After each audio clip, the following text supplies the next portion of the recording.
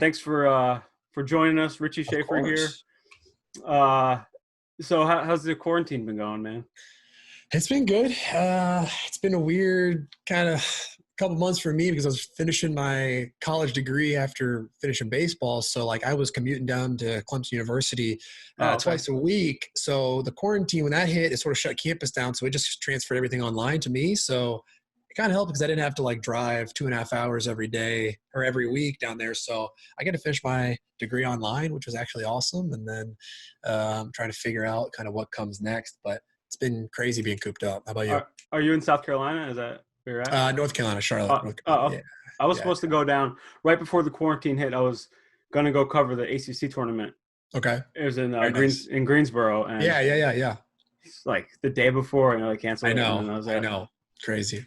Crazy. So it was while we're on the college subject. When you were in college, were you doing? Because right now you're working on short stories. I read some of them last night, Okay. and you have a book coming out, I believe. Right. Correct. Yep. Oh, Yep. so when you were in college, was it something that you knew you wanted to do post baseball?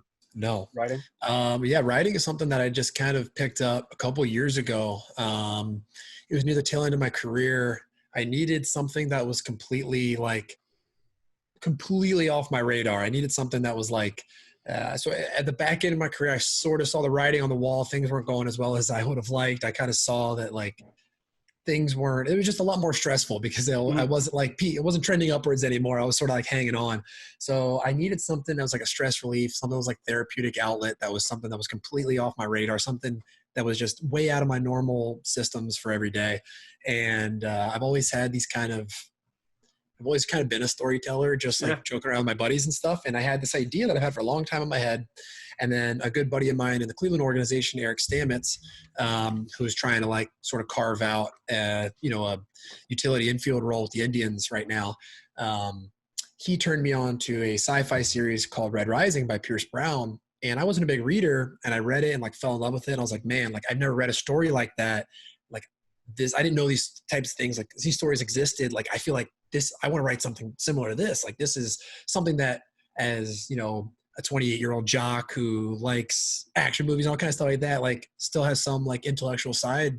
I felt like that was something that resonated with me. It's hey, I want to try something like this. So I wrote the first 10 pages of it and gave it to him, who was a big reader. And he was like, it's pretty good, man. You should keep going. So I just sort of started doing it after every game as a decompression therapeutic thing without really much thought about it. And then I looked up about a year and a half later and I had a 420-page novel written. I was like, oh my God. So now the tough part has been the last year and a half trying to edit it and polish it up and get it ready for publication. But Have it's you been fun. sought out any editors to look Yeah. at stuff? Okay, Yeah, good, man, I man. got a professional editor. I hired a freelance editor for it, and she did a great job and sent me back a 65-page report on my book. And so it's been taking me a long time to thumb through all of that. And then I just hired a professional cover design studio for Nice. all of it. So it's gonna be cool, man. I'm really excited about it. So I just got to actually do it. It's just been, yeah. I've worked in the newspaper business for the last 5 years, and Very cool. it's always nice to have another set of eyes look at it. Oh yeah, look at your absolutely, work. absolutely, Sure. absolutely, yeah. The last couple of years, you were doing a little bit in the minors. I can imagine it was a nice thing to go to when you get back to the hotel room or whatever to have the writing to do. Yeah, for sure. I mean, I the problem was I was going back to the hotel every night and I was just watching hours of video of swings and stuff. And I was just oh man, what can I do to get myself? I was just obsessing over it. And it was really bad mentally for me. And I was just getting to the point where I was I need to make a change or else I'm going to spiral into some, dark pit I'm never going to get out of, because it's just getting I worked my whole life towards this. And I felt things were, it was getting to the point where I was not loving baseball anymore because I was so obsessed with trying to maximize this, opportunity. And I think I would finish the game and I'd come home and immediately start working on the next part of this story. And it got me out of my head of baseball and into some other world that was a good escape and something that helped me cleanse and decompress for the day. So I wasn't just sitting there stressing over an over 4 or something like that, that just led into another bad day and another bad day. So I think it was really healthy for me. And I also found something that I love that I would have maybe never really experienced without it. Well, you've accomplished more than 99.9% of baseball players. So I it's appreciate it. baseball is so it's such a mental game. I hit like 200 in college. And yeah, Gotcha. so I totally hear you stressing out, and 0 for 4 is driving you crazy. Yeah. So what do we have a target date for the fiction book? So I've set the date for myself. I'm not sure if I'm gonna be able to hit it or not. Like August 1st is when I'd like to have everything completed and be able to like go out. I don't know if I'm gonna be able to get there or not. I'm gonna try my best. I think like I'd rather set a deadline that's gonna make me press than one too far in the future. That I'm like, I got time. But I'm gonna really try. I still have like some edits and rewrites and little things I have to do right there. And then eventually, once I actually get all those edits done with the story, I'll probably have to send it to like a copy editor just to make sure, like, because I wasn't an English major. My grammar is like elementary. It's so bad. I read the Booth story last night, and I thought it was pretty tight grammatically. So. Oh, thanks. Okay, cool. Yeah. So, it was, yeah.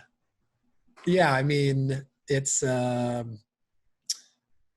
Yeah, I mean that's something that like I don't know if it is or not. Like I'll take your word for it, but yeah. I do my best, and I'm like, God, I think this is right. I don't know. We'll see. But so I want to get to some of the beginning parts of your baseball career in a little bit. But so last year you played in the Atlantic League, right? You hit 27 jacks. What was the process of saying? Was it the coronavirus, or was it like did you know before that you were like, you know what, I'm going to retire?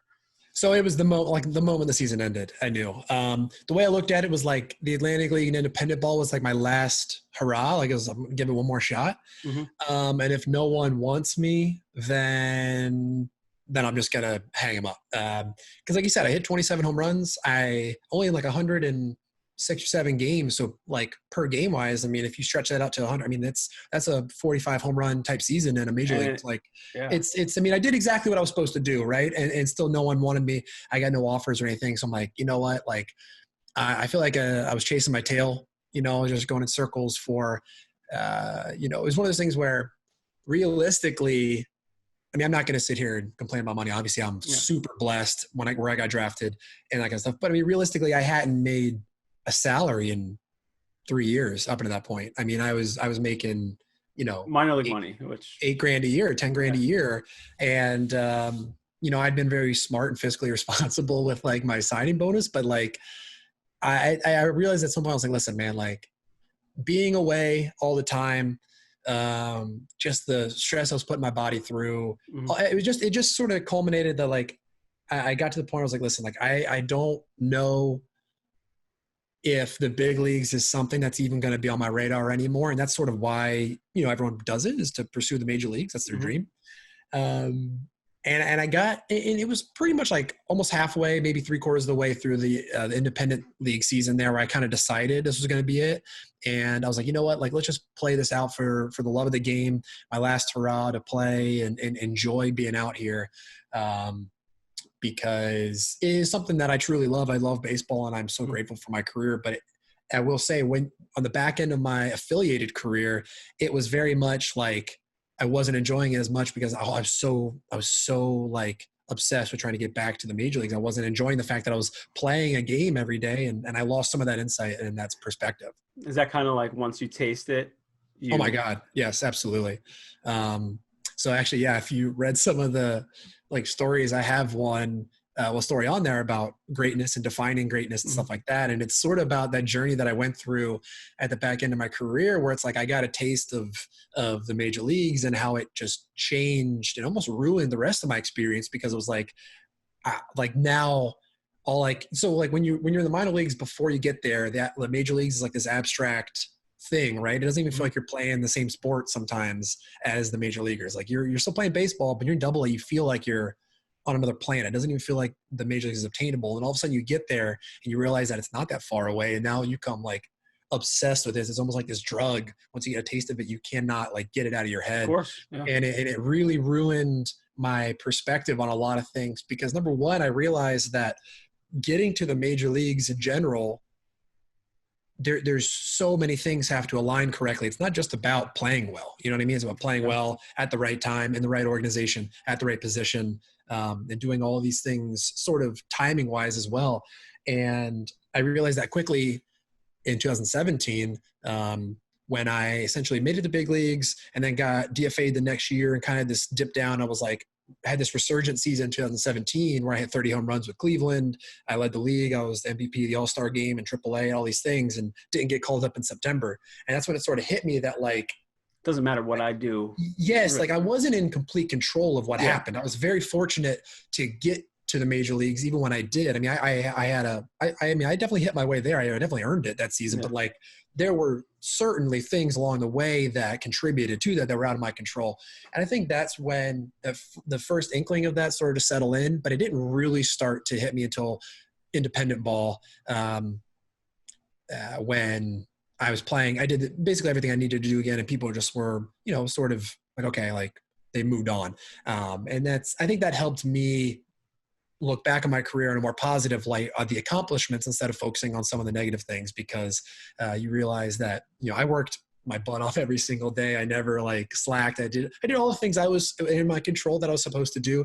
And sometimes if the dominoes don't fall in the exact way that you did, then that's okay, because you still got to experience some incredible things. So there's so much happening right now in the minor leagues, uncertainty, as if they might cut some teams next year, take their affiliations away. And the wages have been a problem for the last, you know, X amount of years. Right. What were some of the biggest differences between traveling with High Point last year as to the affiliated ball and then to big leagues? From affiliate, like from the independent ball in the big leagues, or independent ball in like the minor leagues? I think to both. Okay. What's the difference between? Because I mean, the major leagues in indie ball is like the difference between being a billionaire and being homeless. You know what I mean? In terms of like the difference in lifestyle is so dramatic that they're not even on the same caliber. I mean, the major leagues, it's mandated. The players union, you have to stay at 5-star hotels on the road. You have to have certain accommodations with flights. I mean, you have to do all these things. Like the food has to be this gourmet, certain standard, organic, all these types of things. And then indie ball, like, and it's nothing against indie ball. It's just the budget you have to do. And that's what's a part of it. You know, we ate at Sheetz gas station probably 3 times a week, you know what I mean? Because that's where you were going and stuff. And it's like you eating hot dogs and like the microwave burritos and stuff like that. You're on one bus with 40 dudes. And it's like, and I think that you truly have to love what you're doing to like do all those things. And in terms of the minor leagues, I would say that independent ball is very, very, very similar to the lower levels in the minor leagues in terms of the accommodations and, some of those things. But yeah, in terms of the major leagues versus independent ball, and even the major leagues versus the very, very low levels of the minor leagues, I mean, it is an entirely different world. And it's very, like, you're sort of awestruck just at the lifestyle difference. I think that's something that they're trying to figure out, because like, you're a first round draft pick. You come from Clemson, where you have the best facilities. You know, you're getting treated very well at Clemson, and then they make a significant investment in a first round pick. Right. And then they send you to low A ball, where you guys are traveling like on buses, and they need to take care of their investment more. So I feel like that's, if they're trying to like maybe condense the minor leagues into a smaller sample size of teams, and then provide a better lifestyle. Yeah, no, I mean, I think you're spot on with that. The only issue is that baseball, I think it's so incredibly difficult to project baseball players because the game is so mental. There's so much you can't see. Like on the field, there's just so much that goes into it, and there's so much development and uncertainty that it's really hard to project baseball players. That's why you see these guys that are, you know, I mean, I think of a guy that I play with, Kevin Kiermaier, who was drafted in like 40th round, and he's a platinum glove winner, and, you know, made $50 million in his career. He's a phenomenal player. In today's game, what they're trying to do right now is Kevin Kiermaier wouldn't even had an opportunity to even be anywhere on any field. You know what I mean? And so I think there's so many, and I think that's very different than other sports. I don't think you see that many players sort of slip through the cracks in the amateur draft process in other major sports turn out to be very successful, major league players out there in their respective sport. And I think it's because baseball maybe more than every other sport, maybe hockey, but baseball is such a skill-oriented sport. I mean, you don't have to be like in basketball. If you're 7'4" and you have any semblance of athleticism, you're going to be pretty decent as a center in basketball. It's a pure size and numbers game. With baseball, it's like you can be the biggest, fastest, strongest guy, but that doesn't mean that it doesn't mean you can hit. It doesn't mean that you can feel. It doesn't mean you can pitch. It doesn't mean there's very specific skill set that's involved. And I think it takes a long time to develop that skill set to a major league caliber level. And you just never know what's going to happen in the years from when you're, 17 years old till when you're 24 years old, in that time frame, to figure out who's going to be the guys that's going to be stick out and who's not. But yeah, I definitely think that they need to figure out a way. And here's the thing, realistically, they can do it. They can make minor league standards better. They can do it. It's just, I think baseball's become, or professional sports in general, have just become so profitable and so lucrative of an investment for owners and stuff like that, that their profit margins, the easy place to cut profit margins in the minor leagues. The problem is what they don't realize is that their major league product comes from their minor league product. So it's like, I don't know. They're sort of cutting off their nose to spite their face if you're treating minor leaguers horribly, because this is the next generation of their product. And for their product to stay profitable in the long term, they have to make a valuable, a sizable investment in the minor leagues. And that's just how it is. They were cutting off, some organizations cut off the payment during the coronavirus. And it's like, how do you expect these guys to it's not a lot of money to begin with, and then you're going to not give it to them right now? It's crazy. Yeah. So I have a friend, in the Brewers organization, and he told me that literally every single minor league free agent in their entire organization got released. Every single every somewhat redundant code, 90% of their minor league staff got let go because they're just not going to have a season, all these things. So it's like, I get you're trying to save some money during a time where realistically there's not any revenue coming in, but you got to look at how much are you just gutting your entire system, because things are going to come back to normal the next year, hopefully. And now you've lost your entire coaching staff. You're going to have a brand new system with all new people who don't understand what's going on. You're going to have to get a brand new organization. You're going to have to refill all these spots and stuff. So I don't know. It's a really interesting thing going on right now. And that's the one issue I have as a guy who spent more time in the minor leagues than the major leagues. When I look at the players union and the fight they're having, is the biggest fight I think they have right now is for the top % of players, where, realistically the bubble guys, the major league bubble guys, the 4A type dudes the guys are going to be fill out the rest of the roster, not your 2, 3, 4 hitters that are in the lineup every day, but the remaining pieces of this roster are going to be the guys that are going to be affected the most. And what they don't even see is all the minor league careers that are essentially wiped out. What happens to all these kids that just got drafted yesterday, right? Are they just going to go and hang out in Arizona and do some social distant front toss for 3 months and never play? So I don't know. It's an interesting concept right now, and I don't sure what the solution is, but I don't think the solution is decimating your minor league team, especially your future. Well, yeah, they also, think about how many people aren't going to have the satisfaction of being drafted this year. They went from 40 rounds to 5. Yep. 100%. That's incredible. 100%. In 2009, you were drafted in the 25th round. Right. Did you know that was going to happen at that point? You didn't obviously take it, but. Yeah. So what happened? So in 2009, the draft was a lot different than it is now. This was 2 CBAs prior to this. It was a lot more. There was just a lot more gunslinging going around. So kind of the free for all in terms of what you could do. So there was a lot of pre-draft negotiations that went on. So I actually turned down a first round draft pick by the Cincinnati Reds in 2009. I had set a number in which I deemed was the value of my college education. And I said, hey, if you guys can get here, then I'm willing to go.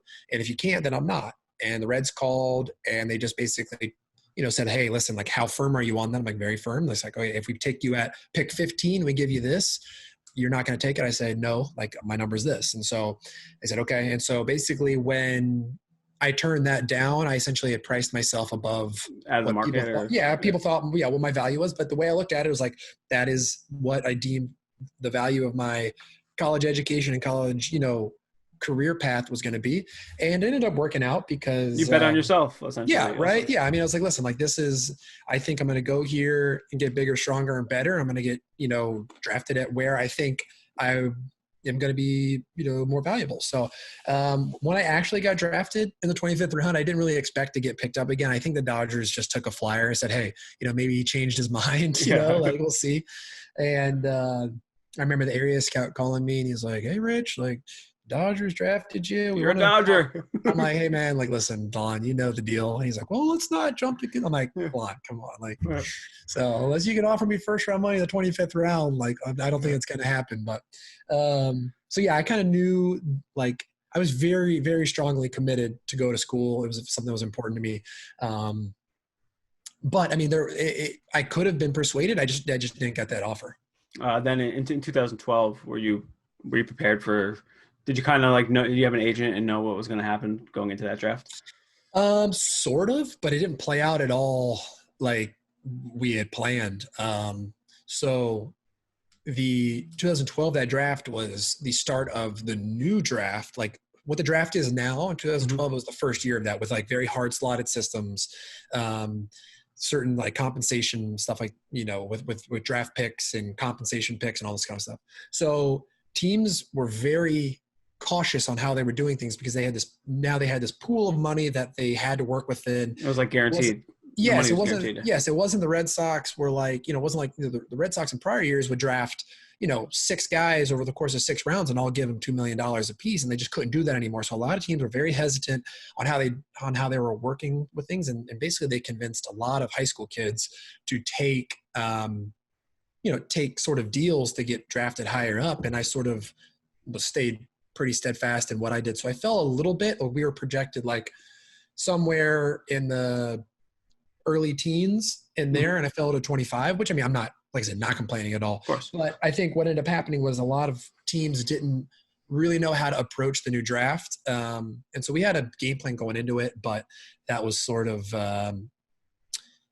when I found out I got drafted, it was on TV, just like my agent the same way. Wow. I didn't have anything ahead of that. So he would call me like, hey, possibly the White Sox here at this thing. Like, I didn't work. Hey, maybe the Blue Jays here, like whatever. Like, I'm hearing some things. And then I didn't hear anything. And all of a sudden my name spit out. I was like, oh, all right, cool, man. Like, let's go. That's cool. That's awesome. Yeah. So eventually you get up to Tampa pretty quickly. August 3rd, 2015. All right, 2015? Yep. First at bat, you get hit by a pitch by Jose Quintana. Right. I don't know how many other people have been hit by a pitch in their first at bat. It's not that many. I mean, yeah, rare company. Yeah. So a little cutter off the shin. It's so funny. You have so much adrenaline going in that moment that I barely felt it. I'm talking barely. I mean, it's like I thought I hit my pant leg or something. I woke up the next day and my shin was like, I had a golf ball, like a huge adrenaline, man. Huge lump. I didn't even feel it. I didn't even think I got hit that hard, but I got drilled. And it's funny. I like to joke around and say that was sort of like a metaphor for my entire career. Like basically, like I get my first opportunity and I get drilled. It's like, well, you got on base and that's great, but it kind of hurt. Yeah. And you didn't really get a hit, but you also got on base. That's kind of cool. So it's just like, it just is like little anomaly of an at bat for kind of an anomaly of a career was what I had. What was the call like when they told you you're getting the call up? It was awesome. Yeah, it's incredible. I mean, it's everything you could dream of. I'd worked my entire life since I was 4 years old to get to that moment. And I just remember sitting in the clubhouse in Durham and nothing. I didn't feel different. I didn't feel anything, but I just packing up. I don't think it really hit me until I was like, I was even in Chicago, like in the clubhouse still. I don't think it hit me until I actually like walked out onto the field when I got dressed and went out for BP that day. I think that was when it finally hit me that like, cause it's really interesting. Like this, one of the biggest jumps that you have to make from going to the minor leagues to the major leagues is playing in stadiums that are 3 times the size. Yeah. And you don't really think about it, but it changes the heights of the lights. It changes your depth perception. You're used to like these like sort of low sitting, like sort of open outfield type of things. And all of a sudden now you've got this like I remember, I'll never forget one of my biggest like all moments. The biggest, I'm in Texas playing the outfield for basically the first time in my career. I had like lied to them and said I played a ton of Yeah, outfield. you were all over the place. I looked at yeah, I never played the outfield. Like you played right field, right? I was like, yeah, totally. And so like, all right, you're in. I'm like, oh, let's go. I never played the outfield, but I was wanting to get in there. You want to get in. Yeah, so I'm in right field in Texas, and the old stadium, not the one they just built, obviously, and in right field they have like the scoreboard is, 100 feet up in the air directly behind you. So I remember like I'm like kind of freaking out a little bit. I don't know where I should be playing. I'm looking at KK. He's like telling me where to go, and then they would say a name. I didn't hear it because I wasn't paying attention. I'm trying to figure out like who's hitting. I'm looking like straight up. I'm like, God. And then I remember sitting for a second and just like looking. I remember like looking. I'm like looking up like this. I'm still seeing seats. And you're just like, I don't know why that was at one of those all moments where you're like, I'm looking so high and I still see seats. Like, I don't understand how this place is so big. That's one of the moments that you feel like you're actually in the major leagues. Cause that's like the really big difference between the major leagues and the minor leagues is just how insanely big these stadiums are and how you feel like so small in them. You know what I mean? First hit is probably a real big deal. Yeah, it was awesome. First hit being a home run was really cool. Yeah. It was, it was funny. I talk about this a lot where I was that game, Chris Sale was starting and I just got dominated. Like my first at bat, I was just out of control. I was not like, the gears were spinning really quick upstairs. And I remember coming in and settling myself down and then having some good at-bats leading up to that. I sort of felt myself kind of getting back in the groove of things. And they brought Daniel Webb in, a righty, and I was like way better against righties that year than lefties anyway, even though I was right-handed. Yeah. And I sort of knew going in like, okay, like this is going to be like, I feel like I wasn't feeling a home run, but like I was like, this is going to be, I'm getting my hit right here. And then I ended up putting a nice swing on the ball, and in Chicago, the ball was pretty well to right field and goes out. And so it was just such an incredible experience and something that like I look back on the video and I'm like cheesing, like smiling, I'm right on the bases. I'm like, but I couldn't help myself. I was just so pumped, man. It was just such a cool experience, something I worked so hard for. So yeah. Yeah, I'm sure everyone, there was some vets on that team. I'm sure everyone was pretty happy for you. Absolutely. Yeah. So we had a great group of guys and guys that treated me really well. So it was awesome. And you guys were kind of in the playoff race there too, like right around 500, right in it. Who's the toughest pitcher you faced in your MLB career? Oof. So I unfortunately was tasked with like pinch hitting against like all the best tough lefties. Closers. Oh my God, that was my entire job. I'm like, guys, give me a chance to like, give me some chance to like compete. What are we doing here? Like, so like Andrew Miller dominated me. Oh, big lefty. Oh my God, just dominated me. Like he would just throw these sliders that would go like around the left-handed batter's box somehow and like end up right down on his. You just give up on him immediately. When he's landing halfway to the plate, you know what I mean? And he would toy with you too. He would throw the first fastball like 91, 92, and you're like, oh, I got this. I thought he threw harder, right? And then you get to like 2-2 and you throw 98 at your chin. You're like, wait, where did that come from, man? So like he was impossible to hit. Zach Britton was ridiculous. A reliever for the Orioles, Michael Givens. I don't know. He's like kind of wild righty. Oh my gosh, wild righty throwing. Basically, he's like the opposite of Andrew Miller. He would throw from like way over here. The ball, he's throwing 98. He would like do this thing like Johnny Cueto style. He'd like turn his back a little bit and then like let it rip. So he like hides the ball really well. That's one of the quickest strikeouts I've ever had in my life. I think the bat lasted about 15 seconds. Oh my God. Yep. See you guys later. All right. See you later. Trying to think who else. Craig Kimbrell. I feel like the majority of my bats were against these like back end relievers that are supposed to strike everyone out anyway. And I was like a high strikeout guy. So I was like, So I was, I had some success against, some decent guys though. Oh, totally, man. When I started, I was okay. I was not good at pinch hitter. I was not good at pinch hitter at all. So I'm not going to keep you here too much longer. No, you're good. I'm not doing anything. What, compared to what you played in the independent league last year, what is like the closest comparison to talent level at the Atlantic League? It's really interesting. I would say the Atlantic League has like a really wide range, right? I think there's a ton of major league talent in the Atlantic League, and I honestly mean that. There's plenty of guys like we talked about in terms of like timing that like had their career went just a little bit this way instead of this way. They could have easily been in the big leagues. I mean, yeah, Matt Latos, I saw him play last year. Yeah. So, I mean, Latos is there. I mean, our starting lineup at High Point in the Atlantic League, like 7 of the 9 guys had big league experience. At one point, at least. And a lot of guys kind of went different ways, stuff like that. But I would say, I think you have a wide range. I think you've got, at the top end, I think you've got maybe like 5 to 10% of guys have like major league skill set. And then you've got like a big chunk of guys who could easily be everyday AAA players. And then you got a big majority, I would say, are probably like AA level. And then you have some of like you're filling guys that are like your low lifetime minor leaguer, single A, like low A, single A kind of guys. And then there's also this because the independent leagues don't have like a filler system like the big leagues do, like the minor leagues, where like if some guy gets hurt, they just got to come on and fill in right away. You do have guys that get picked up that are just like local, like, hey, we need a body right now. And there's guys that get picked up, and those guys are always great. We always love them. Oh, for sure.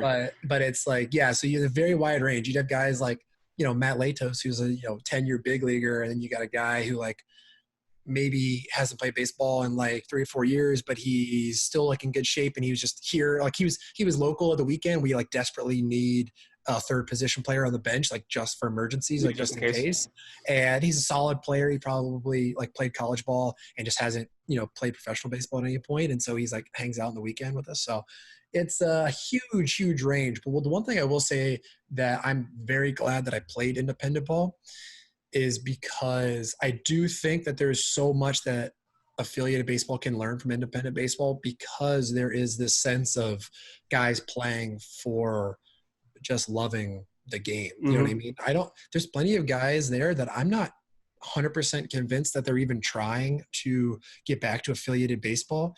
It's just like, hey, my body can still play baseball without breaking, and I want to do that until I basically cannot any longer. I'll figure out, I got my whole life to like work and do stuff or whatever. I just want to play baseball because I love it so much.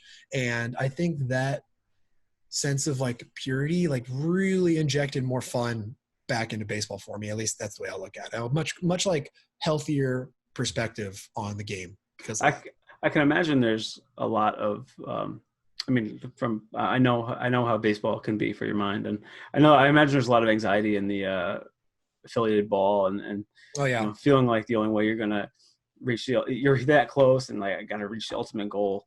Yeah, like anything else won't be satisfying, No, 100%. I mean, I think this is something that I think more teams are realizing, and they're trying to put some stress on, but it's a topic in general that I think as a society we struggle with. I think we're getting better at it, but just mental health in general in baseball is really bad. It's like a really, really bad issue in baseball. And it's because there was this, I remember reading this study, I think it was like Harvard did it, or so it was some Ivy League school did it. That basically humans, they won't actively choose to do tasks that there's not at least like a 65% success rate at. And you look at hitting, the very best hitters in the world have like a 30% success rate. So it's really not like, hitting's not a task that the human brain is like even equipped to handle. And that's like at an actually biological level that like hitting will like break your mind. So it's like, realistically, I think teams are investing in like mental skills coaches and stuff like that to like help guys mentally understand like what success looks like in baseball, especially on the hitter's side. Because you're right, there is a ton of anxiety and issues with stress and stuff like that in baseball, just because of the nature of what success looks like in the game.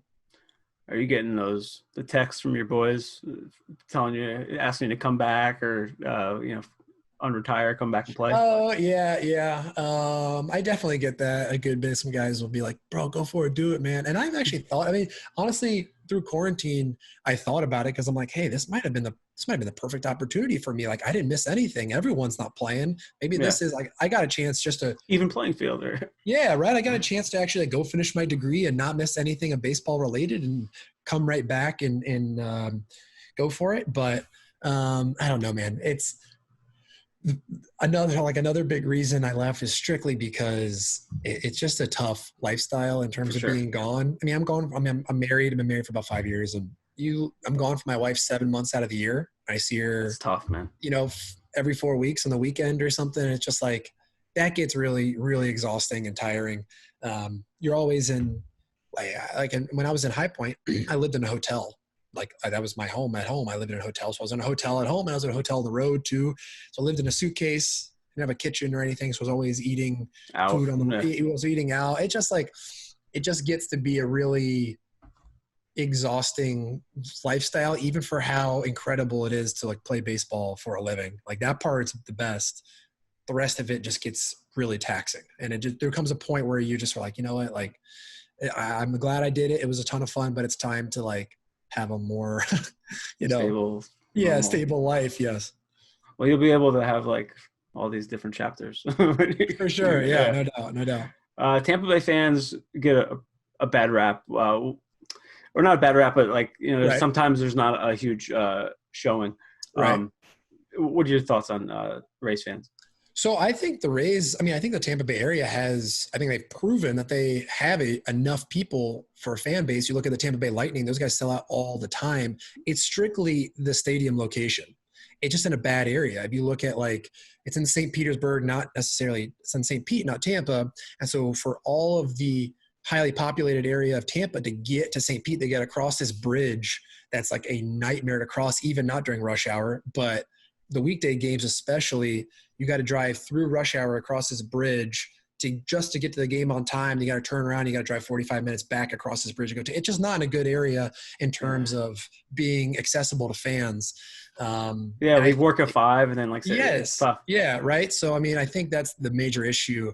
And then realistically, the stadium itself is just not appealing. Like you're going to drive an hour to go to a place and go sit in the Trop. And then you're like, God, this place is hideous. You know what I mean?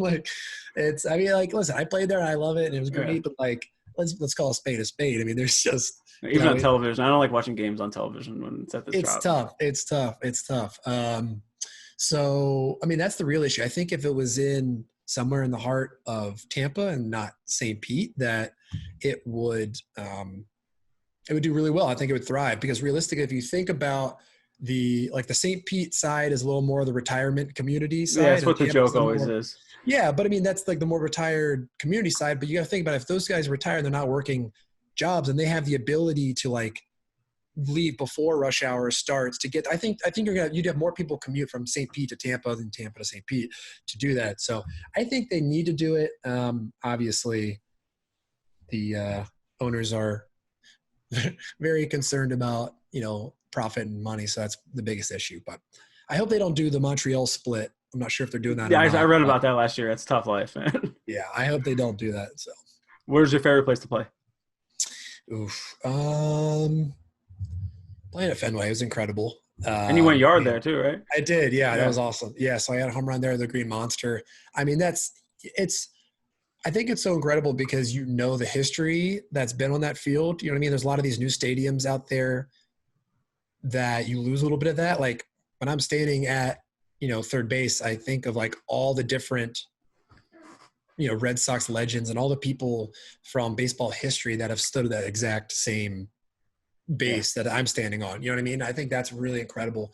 And just, the Red Sox can be 20 games out of first place and it still sells out. So it's just a really incredible place. And then probably my other favorite place was Toronto.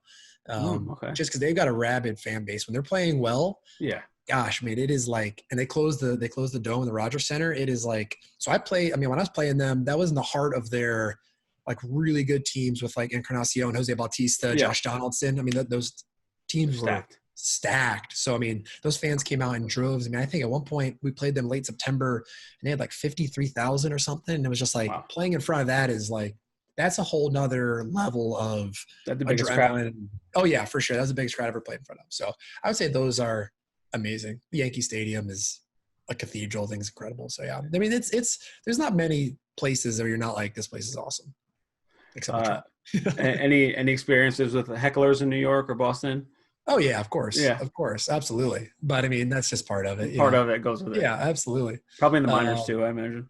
Oh yeah, that's everywhere you go. And hecklers never really got to me. I always like to have fun with them. Yeah. I think the easiest way to diffuse hecklers is just agree with everything they say. They don't they can't. They're like, you suck. I'm like, yeah, I know. And they're like, no, but you suck. I'm like, yeah, no, I know. I'm not any good. Like, I know that. He's like, you're never getting back to the big leagues. I'm like, probably not, man. Like, I don't, like, they can't, like, they expect you to fight back. And if you don't, they don't really know what else to say. And they're like, well, this isn't fun. Like, this guy's just sad. I don't want to make fun of him anymore. Like, well, at least you were in the outfield. Yeah. All right, man. So thanks for giving all the stories about MLB, and keep me posted on when the book comes out. If there's anything I can do to help you out, I'd be happy to do it, man. Absolutely, man. Of course. Thank you. All right. Richie Shaffer, where can everyone find you at? On Twitter, it's at rshaff8, RSHAFF8. On Instagram, it's Dickie Danger 8. That's like my Twitch personality. I stream on Twitch. I wanted to ask you about that. I stream on Twitch every Monday, Wednesday, Friday, 11 a.m. My little alter ego, Dickie Danger. It's on your Wikipedia page, I think. Yeah. So, is that, and then my author website is shafferstories.com. Yes. If you want to check that out. So please go check them out. I'd appreciate it. It's gonna be it. I appreciate it, Richie. Thank you, man. Good luck with everything, and keep me posted. All right. Absolutely. Take care, man. All right, later, bud. See you, bud.